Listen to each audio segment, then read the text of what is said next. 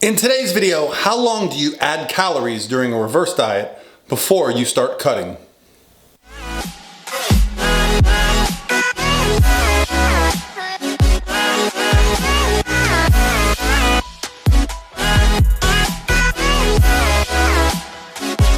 All by myself.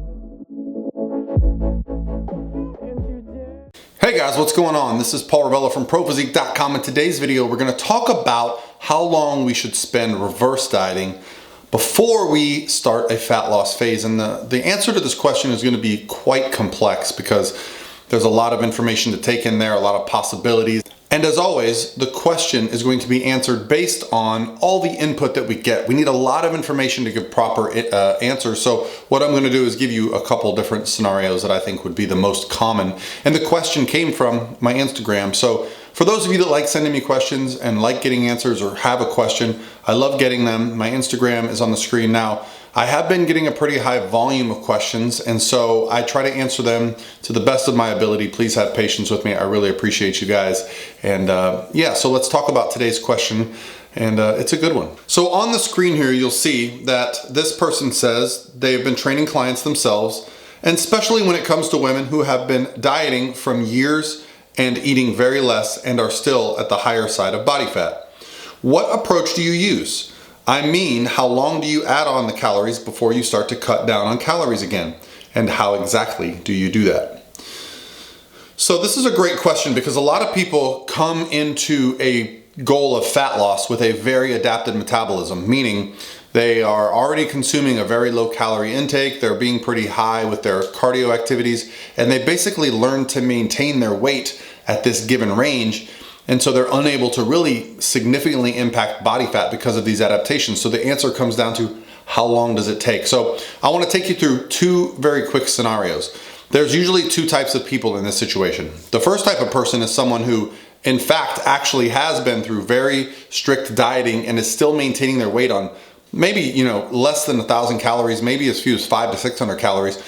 And that type of person that is actually following their diet and not going off is what we're going to discuss first. So what would I do in a situation where we have a person who is heavier than they would like to be, but is already eating so little that you can't really impact them in a positive manner as far as fat loss is concerned? Well, for this person, I would want to get their calories back to a consistent range where I would consider it a healthy number. So let's take a 150-pound woman. What would I want her calories to be before we would start successfully dieting for fat loss? Well, if this person's on 500 to 600 calories, I would want to get these calories up over 1,500, perhaps to 2,000, or maybe a little bit higher, depending on how they respond.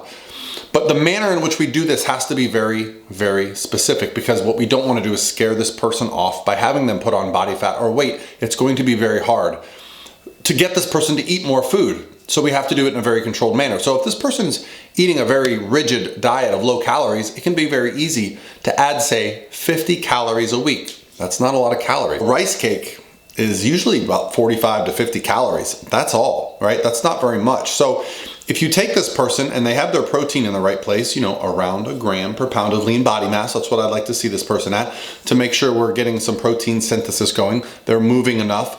I would like to get their calories up by gradually adding 50 calories a week, maybe 30, maybe 70. On weeks where the weight drops, maybe we go a little bit more, maybe we go closer to 100. On weeks where the weight goes up, we hold steady, okay? So let's say this person is on 600 calories and you put them on 650, and for the first week, they're stable, okay? Next week, you go 700. That week, their scale drops a pound, okay? Now they're starting to get a little excited. Now you bump up by 70 calories. Now the weight is stable. Now you bump up by 50 calories. So you see what I'm saying? It's a slow and steady progress. It's going to take weeks and weeks and months. Now the next question is, once you get those calories up, can you start fat loss right away? No. You're going to need to maintain calories for a while. You don't need to always be adding, okay? But you do need to maintain for a while. The real problem with these adaptations is that, in my experience, they last about as long as the diet lasted. So for some of these people that have been kind of in a fat loss phase over and over and over again, it might take months or even years to restore this. However, what you've got to do is build confidence in them. You've got to say, look, you're eating more, you're maintaining your weight. You have to have patience. Then what I'll do is, once we agree upon a time to do a fat loss phase, we'll try to create the deficit. And I always go into it with this approach. Listen, if nothing happens in the first couple weeks, you have to trust me that we're gonna go back to this maintenance phase. It will work over time, okay? But your body might not be ready to lose fat right away. So for that person, a very incremental, slow and steady progress, get them to maintain their calories for 6 months to a year, okay? And then try some mini cuts along the way after that time frame, and then see how successful they are. Because what you're gonna usually do with these people is get them to cut for a little while, they'll stall, reverse back up, maintain, they'll cut, they'll stall. So over time, you're bringing their weight down while you're keeping their calories reinstated, okay? The other type of person in this scenario is what I more commonly see. Because typically, if we are on very low calories and very high cardio, we're going to lose weight unless we're going off and going out and having drinks and having 1 or 2 days a week, or even 2-3 days a month where we're just kind of eating in a surplus. For someone that's eating 500 to 600 calories a day, less than 1,000 calories, if you eat 3,000 calories in a day, which is not that hard to do because you're hungry and you have alcohol and all these things, you can certainly undo a lot of the fat loss that's been going on. You have to be pretty meticulous when your calories are low and your cardio is high to avoid rapid body fat storage. So another common thing you might see with these clients is actual underreporting, which is a statistical, very, very commonly seen in these studies, is that people underreport what they eat and they overreport what they do. So getting people to be more accountable by actually tracking and weighing, you might find out that you can impact this person in a positive manner and get the weight loss moving again. Because my answer to people that want to lose weight is not always, hey, we got to add some calories. No, that doesn't always work, okay? If someone is very, very overweight and they want to get the weight off first, I will work with them. I will crush them if we need to, because that is their primary goal. Get the weight down. It is healthier to be lighter.